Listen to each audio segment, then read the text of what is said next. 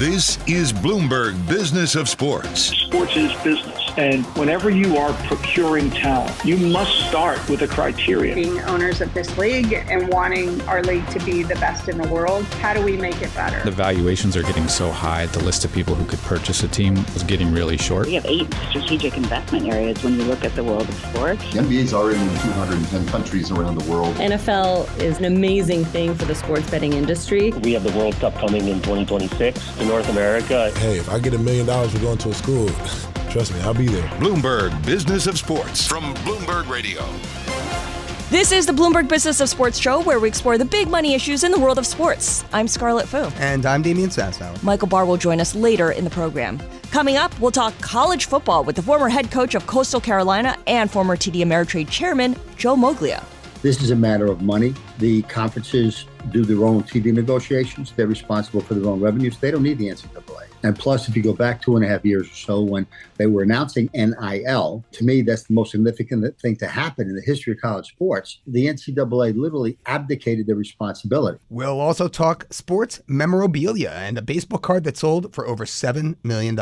The rookie cards are always going to be among the most desirable. I mean, people like to see the early first collectible for a player. That's what drew people to the Babe Ruth card. All that coming up on the Bloomberg Business of Sports. But first, Damian, we could see the very first billion-dollar NBA star. That's right, Scarlett. There's been plenty of guys who have earned a lot of money, but San Antonio Spurs rookie star Victor Wembanyama has a chance to become the first player to earn over $1 billion solely from his NBA earnings. Remember, that is not including endorsements and other deals. So to take us through the numbers, we welcome back our friend of the show, Bloomberg U.S. sports business reporter Randall Williams, whose story on this is featured as a Bloomberg Big Take. Randall, great to see you again. Yes, Happy New Year to you both. So tell us a little bit more about this rookie sensation. He's a French basketball player, right? Yes, he is. He's from Paris. He stands 7'4" tall. He is the tallest person I've ever stood next to. He's a ridiculous specimen. And he's got game, man. I mean, he's got game at the outside, which is unprecedented, right? I mean, 7'4". I mean, granted, the Spurs record leaves something to be desired this year at Randall, as you know. But I mean, walk our audience through the contracts this young gentleman will need to sign to get to that $1 billion threshold. Sure. So I think it's pretty much guaranteed, as long as he doesn't get in trouble or hurt. God forbid, a catastrophic injury happens, he's going to get a rookie extension. We've seen the precedent set by someone like Zion Williamson, who got injured early on in his career, but the Pelicans still gave him a contract. The same can be said for Joel Embiid. That contract is definitely going to be over $300 million. So right. he's going to have $300 million by the age of 28, well, so is that $300 million over like 5 years, right? Yes. Yes, it'll be a rookie extension deal, the same thing that Tyrese Halliburton just signed. And the reason that this money keeps going up is because the media contracts are going to continue to grow. As we all know, the NBA is about to start media negotiations. They're looking to add a couple new partners, and the range of the media deal is going to be between 70 and $80 billion, which means it's going to bring the cap up again. Now, Mark Cuban has said he's worried about the media deal after that. But who knows where it ends up as long as things continue to grow. And if they keep bringing in international stars, then the media business will grow. And so the Supermax after that will be over $500 million. So that'll be in what year approximately? I think 2030, early 2030s probably. Yes. Okay, so 2031, 2032, $500 million then on top of the $300 plus million. Right. So, yeah, I mean, you're almost there because he could do a second Supermax. Yes. And Steph Curry has a second Supermax. I want to say his is around 228 or something like that. But that will be in what year? That would be in like 2036 or 2037. Wow. And so the crazy thing about it, if these are Bloomberg estimates, these are not what the NBA or NBPA said. Right. If the cap continues to rise at its current rate, that number would be a 5-year, $760 million contract. Crush $1 billion then. Right, I mean, exactly. It's crazy. So he would be the first player to reach that level, but certainly not the last, because it just opens the door up to others doing the same. What is it about Wemby, as his friends refer to him as, that makes him so special, that makes him so distinctive? When you look at someone like Kevin Durant, for example, everyone says when he misses a shot, it's just because he made a mistake. It's not because your defense did anything. Well, imagine Kevin Durant 5 inches taller, and with I don't think they're on the same level skill yet, but they have similar characteristics. At the same time, Wemby's wingspan is 8 foot. He leads the NBA in blocks right now. So if he's leading the NBA in blocks right now, Imagine what he's going to be doing at 25 or 26. And that's what the Spurs are betting on. Sure, like the Spurs are not very good this year, but they're not betting on being a championship squad. I mean, LeBron is a once-in-generation prospect where he came in and changed the course of every franchise he's touched. No one came in and said that was going to be the case with Wemby. They just said, look at this guy. He's an alien.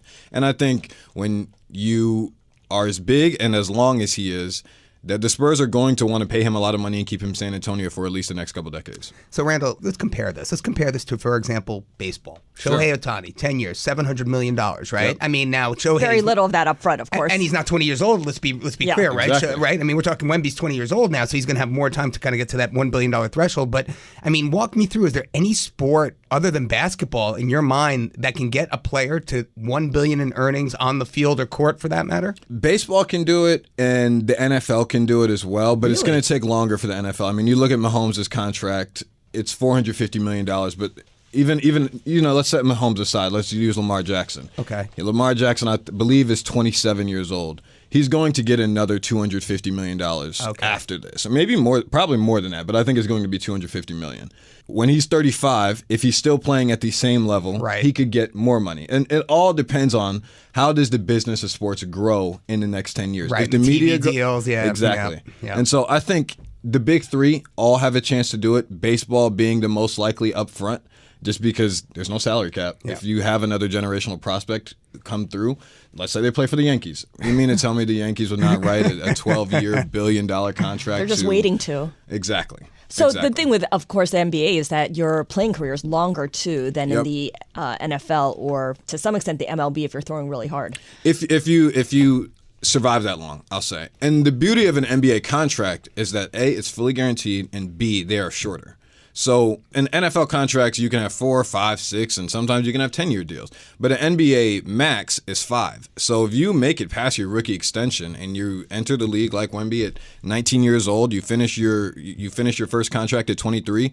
Now you're guaranteed $300 if you meet the proper qualifications to get that $300 million. And all you have to do is be first team all defense. And I just said he's leading the NBA in blocks. So he has an 8-foot wingspan. He's leading the NBA in blocks at 19 years old. If he continues to do that, I mean, how can you not put the leader in blocks on the first team all defense? I think that happens for many years to come. Well, Randall, let's think about it this way, right? I'll give you another one. I mean, Michael Jordan, when he played, only made, $93 million, I think, something like that. And that was years ago, right? But he made most of his money off the court, right? And endorsement deals with Nike and Hanes and whatever. What do you think gross Wemby's going to make with you now lump in all of the off-court endorsement deals? You actually spoke to him, right? I mean, he's getting involved in some, some different drink power. And I mean, talk to us a little bit about what his plans are. I can say he's had over 24 endorsement offers. He's going to have his own shoe for sure. Yeah, he's accepted two. What are his? And Barcode. Barcode is a plant-based drink founded by Kyle Kuzma and a guy named Mubarak Malik. And the funny and crazy story about how they got connected is one of Barcode's investors is from Paris, and so Bar, as they call him, was like, "Hey, let's. I want to try to connect with Wemby." When Bar flies over to Paris, he meets Wemby's mother, who is a massage therapist and I want to say a nutritionist. Okay. And so she looks at the drink and sees all these different ingredients and is like, I like this, and Wemby liked it, and so he invested in a brand. I'm pretty sure he's going to have his own flavor coming out. And, we'll see where it goes. It's very reminiscent of a Kobe and Body Armor thing. But again, Kobe did this way longer when he had $6 million to invest in Body Armor. Wemby's doing this as a rookie right now, and we'll see how it grows. Well, Randall, I got to ask you another question. You mentioned Paris. The Olympics are coming to Paris, right? Yep. And they're coming to Paris, France. I mean, Wemby is going to be in the middle of it. Right in the middle of this. It's the biggest basketball showcase. This year's Olympics will be the biggest basketball showcase the world has ever seen. I mean, Scarlett, I was just in Paris over break, and I got to tell you, it was everywhere. I mean, the Olympics are going to be huge there, and it didn't even really occur to me that Wemby is going to be right there. He's going to be the focus of it all. It's going to be amazing. Yeah. I mean, the league is counting on him as an ambassador for 100%. The sport. 100%. To the global audience. In a deal where the NBA is going to be negotiating new TV rights, right? So it's kind of all lining up pretty perfectly, right, Randall? For sure. And one of the things that happened when Wemby was drafted was Adam Silver met with Wemby before the draft. Adam Silver doesn't meet with any number one pick. And he shakes your hand on stage, but having meetings with someone, that generally doesn't happen. And so they recognize the magnitude that he has, and really it's just using him as an example to other international prospects. It's like, hey, this is what can happen, because the last 5 MVPs have all been international players. For instance, if you look at Wemby, he just looks unlike anything we've ever seen. When you look at Joel Embiid, Joker, and Giannis, they all have a basketball player type of feel. When you look at Wemby, it's like, yeah, he looks like he should be playing basketball, but it's like, how did you get to be that tall in the first place? Is he the tallest NBA player ever? Ever? I'm not sure. No, I think Yao Ming was pretty. Yao Ming was 7'6". And there's nothing that anybody, once he gets to a level of like confidence and skill, I mean, I don't know how you defend someone like that. And that's where the media comes into. Like, the NBA put 19 national games for the Spurs this year. That's more than the Brooklyn Nets. And we know how much bigger Brooklyn is than San Antonio. So they're betting on like, hey, here's this rookie. The team may not always play well, but just get a look at this tall guy. And we know you want to watch him play. Right, exactly. All right. Our thanks to Randall Williams, Bloomberg U.S. sports business reporter, for joining us. Make sure to check out his story and more from the Bloomberg Big Take on the Bloomberg Terminal and online at Bloomberg.com/Big Take. Up next, we talk big money sports collectibles with the president of Robert Edward Auctions. That is straight ahead on the Bloomberg Business of Sports from Bloomberg Radio around the world. This is Bloomberg Business of Sports from Bloomberg Radio. This is the Bloomberg Business of Sports show, where we explore the big money issues in the world of sports. I'm Scarlett Fu, here with Damian Sassower. $7.2 million. That is how much a rare Babe Ruth rookie baseball card sold for in auction late last year. Yeah, and according to ESPN, that is the 3rd highest price ever for a baseball card. Robert Edward Auctions made the sale, and we got a chance to talk with the president of that firm, Brian Dwyer, about the sale and more, along with our colleague, Michael Barr. Let's take a listen to that conversation. The rookie cards are always going to be among the most desirable. I mean, people like to see the early first collectible for a player. That's what drew people to the Babe Ruth card. That's what we see people gravitating to today with prospecting these up-and-coming players. There's a lot of different things to collect, but rookies have always been at or near the top. Absolutely. Can you talk a little bit about how collectibles has really shot up in terms of an alternative investment product, especially since the pandemic, because that was when people really started to have time to go into their attics, and I'm looking at Michael Barr here as I'm saying this, to look for the cards that they may have collected in their youth and decide, maybe it's time to see how much they're worth. Yeah, I mean, the pandemic, without a doubt, was a defining moment, a defining event for our industry. You had people that had time. You had people that were looking for distraction. You had people that had money that they were not spending on discretionary things like travel or going out to eat.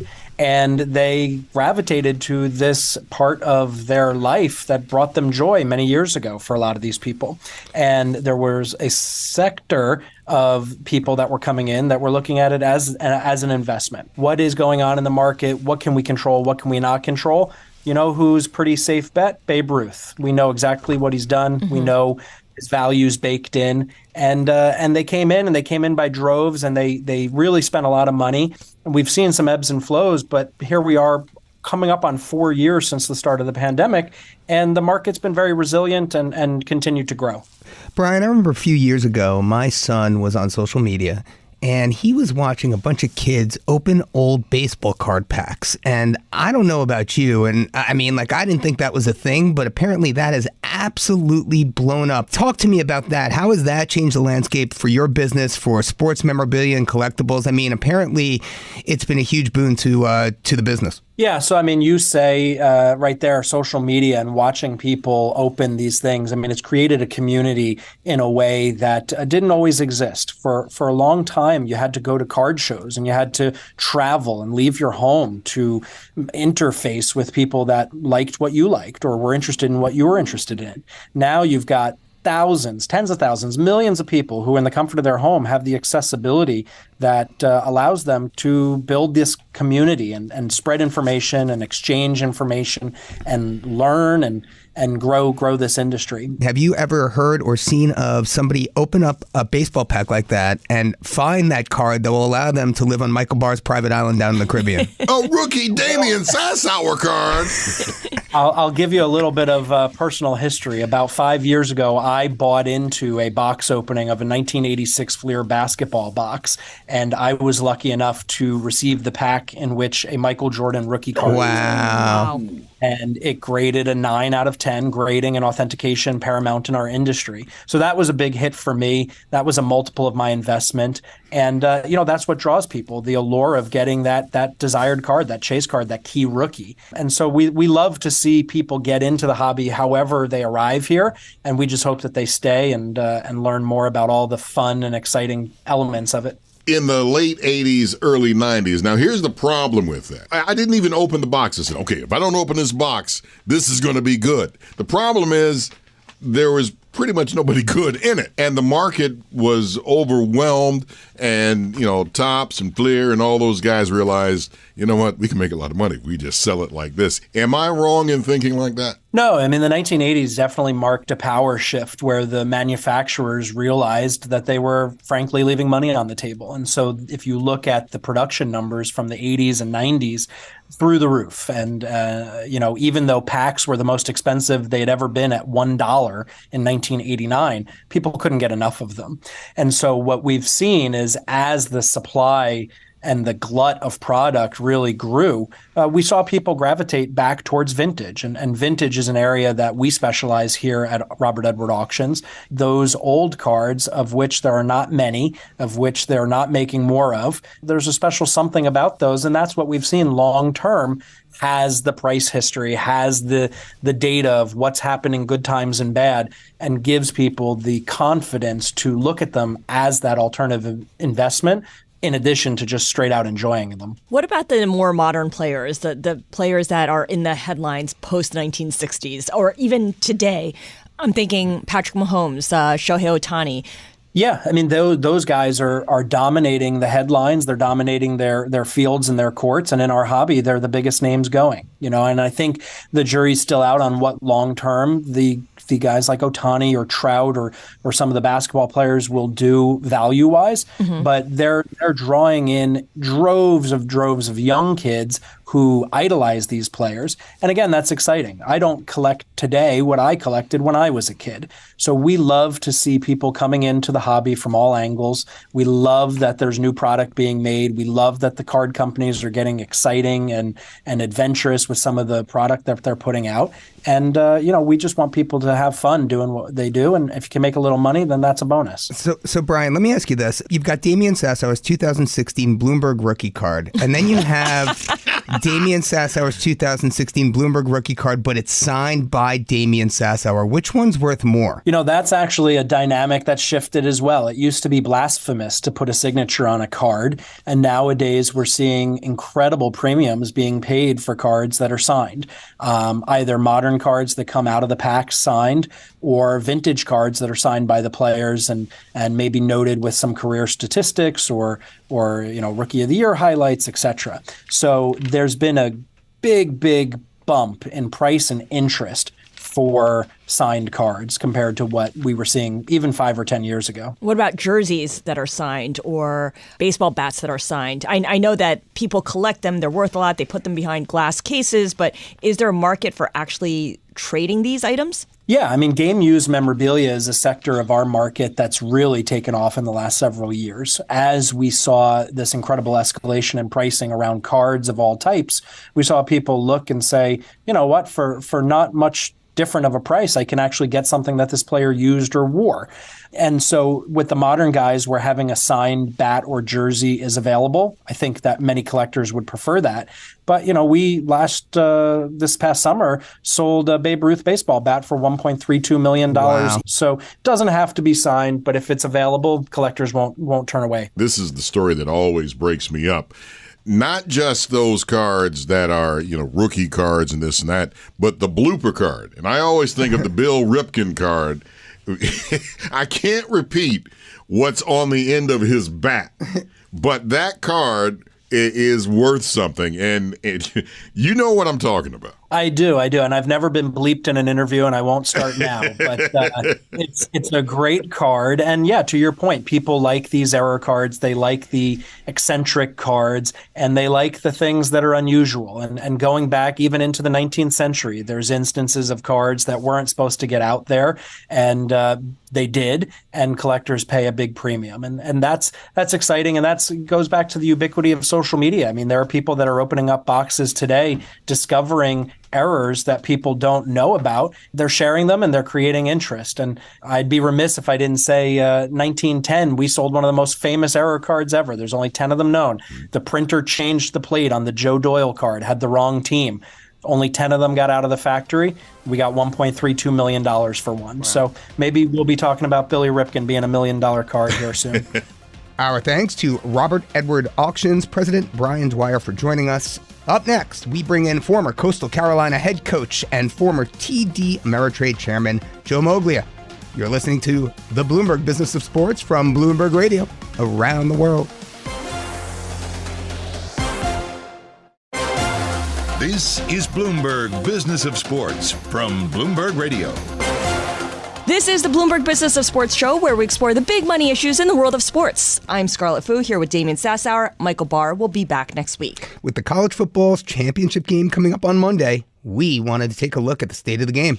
The NCAA itself is in flux, with conference alignments shifting and the emergence of NIL. To talk us through some of the big headlines is former head football coach at Coastal Carolina and former chairman and CEO of TD Ameritrade, Joe Moglia. Joe, welcome to the Bloomberg Business of Sports. Damian and Scarlett, thank you very much for having me back on. I've enjoyed it every time we have done this. We love to hear that, Joe, and thank you for coming on. Happy New Year to you. You recently wrote an op-ed for Sportico on this idea of players' unions in college. So walk us through the thinking here and whether we're, close to that idea or not. There isn't any question, especially as far as the Power Five goes, that this is a matter of money. The conferences do their own TV negotiations. They're responsible for their own revenues. They don't need the NCAA. And plus, if you go back 2.5 years or so when they were announcing NIL, to me, that's the most significant thing to happen in the history of college sports. The NCAA literally abdicated their responsibility. I thought that was, first, mind-boggling, and secondly, I think that's maybe the worst example of leadership I've ever seen in my lifetime. The organization is supposed to protect the student athletes, protect college athletics, do all those things. Biggest thing going on, they're gone. Okay, so the money is so significant, and I think the impact that the NCAA can really truly have, other than being an enforcer, Power Five is not going to do anything that they don't want to do, no matter what the NCAA is saying, et cetera. So therefore, it's really been run by the agents and the attorneys. Mm-hmm. And there was talk, I think it was at Dartmouth recently. I think a few years ago it was Northwestern, about literally unionized. That's Dartmouth and Northwestern. As the money's getting more significant, I can easily imagine players getting together. They know what the money is. They know what the money's like. They know what other people are getting paid, and say, if we don't get this much of a bonus or we don't do this and this, we're not playing in the bowl game or we're not playing in the championship game. Now, you say, well, that never happened. Well, you know what? Look at how many guys on the team at Florida State didn't play in the game. So I can easily see from a business perspective that the people that are influential, the agents, the lawyers, et cetera, not the NCAA, able to bring the athletes together because, frankly, it's in the best financial interest. 9 out of 10 athletes are going to behave in a way that's in their best financial interest. Joe, for our audience, you have to explain, what is the role of a players' union? What do they do? I mean, it's like they contract on a minimum wage for players to play at, but what else do they do? Well, I think their job, the basic job is to protect the players. So with regards to benefits, with regards to medical protection after you stop playing, with regards to making sure that free agency is actually allowed and encouraged to happen. So they're supposed to operate on the best interest of the players. So, for example, if what about laying claim to 10% of the TV rights?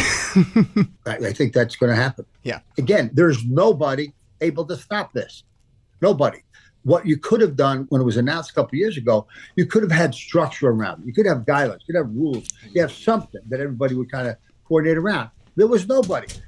You remember I don't expect you to remember having been there, but about 40 years ago, SMU had some recruiting violations, and they got the death penalty for 3 years. Like they weren't able to have scholarships. Yeah, no, I remember that. Sure. Okay, you think about what Reggie Bush in 2005. He was getting some money, doing all those things. Now, I'm not saying what he did was right, because those were the rules. They break the rules. Everything that Reggie Bush did, totally legal today. Everything that SMU did, totally legal today. I mean, it wasn't even a conversation about what's supposed to happen. So at least we had the transfer rule that if you were going to transfer, okay, but you got to sit out a year. So if I'm going to give you money, I got to recognize you're not going to do anything for a year. If I'm going to leave, hey, I got to recognize I'm going to sit out a year. Right. The NCAA was nowhere to be found, but they get rid of the transfer rule. Then what happened? 3 weeks ago, the transfer rule was you can leave, period, anytime you want to play. Now, I'm sure there's more detail around that. And then 3 weeks ago, because there was a couple of things going on with regard to the courts, in their wisdom, the NCAA says, okay, we're going to get rid of the second time. So if you transfer once, you play right away. Transfer a second time, you got to sit out a year. That's gone. I mean, it's the wild, wild west. It is the wild, wild west, and they're making it up as they go along here. What would players' unions do to the economics of coaching? Because a lot of these coaches are the big stars within the school and for their community. Yeah, you know what? I think when we talk about players' union, and I should think that through more thoughtfully, Scarlett. The players don't have that type of stuff. So them coming together, they're the players. They're the players. You got a gazillion of them playing every game. As far as the coaches go, the coaches, at least 9 out of 10 of them have agents. All the big ones have agents. And the type of coaching contracts that they're getting are very, very significant. I don't think, not that they wouldn't, but I don't know if the coaches feel they need unionization. I think they're pretty comfortable and happy where it is. Now, I think what we need to look at... How did they deal with a unionized workforce, though? Well, the NFL deals with a unionized workforce. And if you're the coach, you're still the coach. Now, you recognize there are always rules and guidelines around you, whether they come from the NCAA, the NFL, whatever it is. But these are still your players. And if they're going to perform, you're the one that decides whether or not they can play. You're still in control of them. I don't mean control in a bad way, as far as the actual football goes. So if you think the guys are playing, you don't play them. Yeah, but Joe, I just want to... The guy's not playing. Let me just take you through this He's not going to command the biggest salary. I'm sorry? I was going to say, let me take you through this hypothetical, Joe. I mean, the truth of the matter is this is very different than the NFL, because in the NFL, once you're on a team, you've signed a contract and you work for that team. You can't just transfer out next year and play for another team, right? So there are pros and cons to it. And if you have... Damien, so I understand. Are you talking about the player or the coach now? From the player's perspective, my question for you is, what does that look like? I mean, for you to unionize as players, right? And, to try and negotiate, say, a minimum wage, as for your rookie contract for any university, there has to be a little bit of give there from the university's perspective, right? We're going to pay you a salary. We expect you to be here next year. You know what I'm saying? We can't just expect to pay you for 1 year's service and then you run off and become a free agent and go to the next best thing. I totally agree. So do you think this is a way to lock players into their specific universities, which, as you rightly point out, in that Florida State-Georgia game is something that seems we desperately need here? I agree. In fact, I actually think that because college athletics has no clue what they're doing from a serious financial perspective. It's embarrassing. That's why you have these ridiculous... I agree. The Orange Bowl was a complete embarrassment. 3 years, you get $75 million. I agree with you. The Orange Bowl was a complete embarrassment. Imagine the sponsor for that event, and all of a sudden that's what they got. That's what they paid for. I mean, there's real money on the line here, Joe. No, I agree. I believe, especially with the coaches, I can easily see it with regard to players, that college Power 5, at least that, should use the NFL as their model. And that would accomplish some of the things that you're talking about now. And that would be a good thing, because there's no guidelines. If the NFL was doing what college football is doing, they'd be out of business. So going forward, I mean, how does Charlie Baker proceed? Because he's made the proposal here of perhaps paying the players. But as you mentioned, doing that would open up Pandora's box, essentially. If you were Charlie Baker, what would be your first step? How do you kind of contain the damage? I have spoken to Charlie Baker about this. And one of the things that I suggested first few weeks on the job was take a leadership role. Right now, the position, it's an important position, it's prestigious, and it pays some pretty good money. But it has very, very minimum power over Power 5 football. So one of the things we talked about was, by the way, you think it was an accident? It was an accident that they brought in a guy who's a lifetime politician that can work with Congress, that kind of settles everybody down, makes everybody happy. But that's usually not a major decision maker. All right. So anyway, with regard to in terms of really running something, So at the end of the day, and I recognize he ran the state of Massachusetts. I give him his due on that. But my suggestion was, why not take a leadership role? As a politician, don't you look down the road and kind of see what the landscape looks like and then start to make decisions based on that landscape so you can get reelected?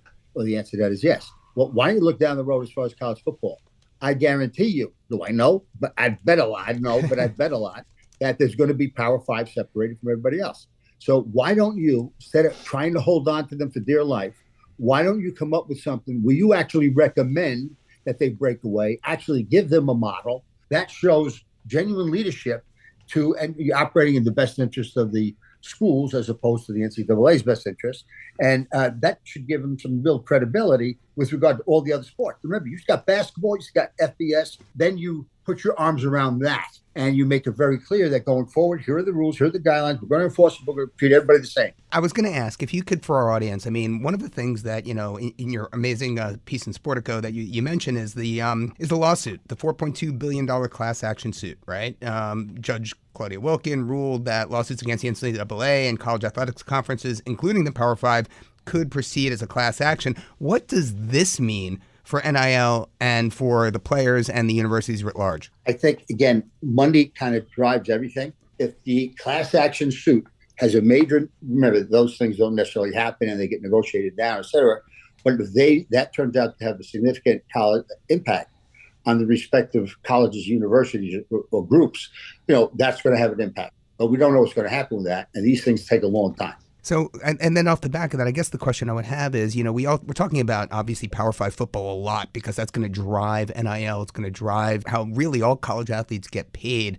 But let's talk about some of those other sports, yes. You know, those lesser known ones, right? Like lacrosse, for example. And, you know, some of those athletes who, you know, want to probably be a part of, you know, of the party, but really can't be. So, you know, do you believe if you were going to have unions, that these unions would be by each sport? Would they be like for all athletes, you know, regardless of what sport they play? Would they be for, you know, boys versus girls? I mean, what are your thoughts there? About a month after they announced NIL, they had the Division I College Athletic Director Conference. I think they have every other year in Dallas. I was invited to that. And I was allowed to sit in on all their transitional meetings. They had a transitional committee, you know, as we move forward, how we're going to transition to NIL, going to do all those things. And every time somebody would come up with a good idea, and I was just listening, but then somebody else in the room, first of all, we have too many people on the committee, and then somebody else was, oh, you can't do that because that's going to be a problem for girls soccer. Oh, you can't do that because that's going to be an issue for golf. Oh, you can't do that because of this. You can't do that for most committees. And definitely academia is like this. The great leaders find a way to figure it out. They don't just accept no all the time. So I was the closing keynote speaker then. And my job was to talk about what's my unfiltered perspective of college athletics today. And I actually went to some of the more senior athletic directors and I said, hey, you guys really want me to do this? No fooling around? Yeah, we really want to hear what you got to say. All right. Deep down, I didn't believe that. So it's very, very, very, very complimentary. But then I said, let's talk about what's going on. Yeah. And I said, you should break away from the NCAA right now. You know, Mark Emmett should be fired right now. And I sat in your meetings and you come up with some great ideas, but then you have one obstacle and one no, somebody something else, and you're blaming everything on legal and all these things. I said, you'll never handle the whole mishmash of college athletics in every sport. So begin with the one that matters the most, which right now has the most money. It's by far, not even close, it's Power 5 football. So take a look at Power 5 football. I'm suggesting you control this, but you break away Power 5 football from the NCAA, and then you have an independent outside executive committee that you hire, and that you pay. They have one rule, one job. Your job is to take care of college Power 5 football. That's it. But whatever they say goes. They can fire them if they think they're bad. But as long as they're in office, whatever they say goes. That's it. Sure. They are true, absolute rulers, CEOs. And then you'll be able to figure that out for Power 5 football. You move it to the side, then go to Group of 5 football, or you go to men's basketball. You start small. You start with what you can control, Power 5 football, and then you take it from there. Yeah. Joe, Really, really appreciate your joining us. A very opinionated Joe Moglia, of course, the former chairman and CEO of TD Ameritrade, former head football coach at Coastal Carolina, who recently penned an op-ed on college athletics for Sportico. And if you missed any of that conversation, find it now on the Bloomberg Business of Sports podcast. Subscribe now on Apple, Spotify, or anywhere else you get your podcasts. Thanks for listening to the Bloomberg Business of Sports show. We're here each and every week at the same time. For Damian Sassower, I'm Scarlett Fu. Tune in again next week for the latest on the stories moving big money in the world of sports. You're listening to the Bloomberg Business of Sports from Bloomberg Radio around the world.